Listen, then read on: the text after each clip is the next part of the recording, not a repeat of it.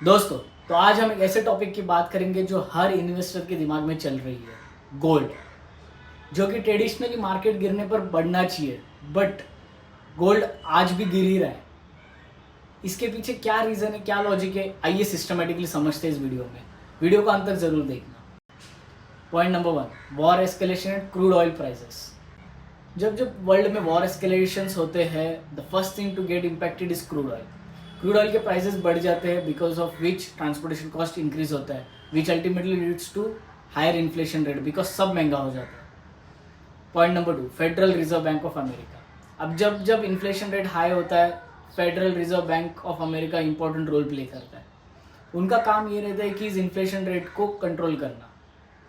इसके लिए federal bank ने रेट कट्स ये टाइम अनचेंज रखे, विच मीन्स इंटरेस्ट रेट्स बढ़ गए।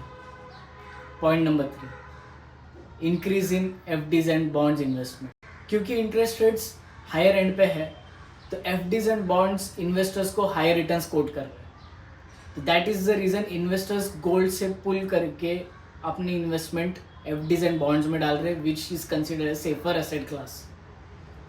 Point number 4, increase in value of dollar. अब इंटरेस्ट रेट जैसे बढ़ता है, वो डॉलर की वैल्यू बढ़ती है, एंड डॉलर की वैल्यू बढ़ती है तो गोल्ड नेगेटिवली इम्पैक्ट होता है, because gold is only traded in dollar, and because of which gold दूसरे कंट्रीज के लिए महंगा हो जाता है, जैसे डॉलर महंगा होता है। Profit booking. अब पिछले कुछ महीनों में आपने देखा होगा गोल्ड में बहुत बड़ी बुल रन आई थी, because of which gold was already trading at a premium price. जब भी वॉर सिचुएशंस आते हैं, investors love to sit on cash, and that is the reason gold में बहुत बड़ी प्रॉफिट बुकिंग देखने मिली, because investors are right now sitting on cash.